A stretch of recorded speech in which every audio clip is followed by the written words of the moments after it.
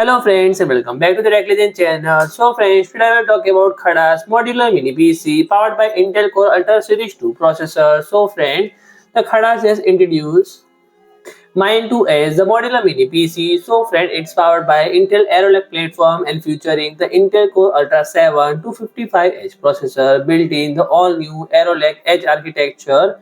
And the Mine 2S offer not only significant performance enhancement but also outstanding energy efficiency, improved integrated graphics, and superior AI processing capabilities compared to its remarkable improvement in both single-core and multi-core performance, delivering a more efficient computing experience with optimized energy consumption, and it's achieved a perfect balance of high performance and energy efficiency. And whether for professional design, video editing, and AI tasks, the Mind 2 is an ideal choice for next generation computing needs.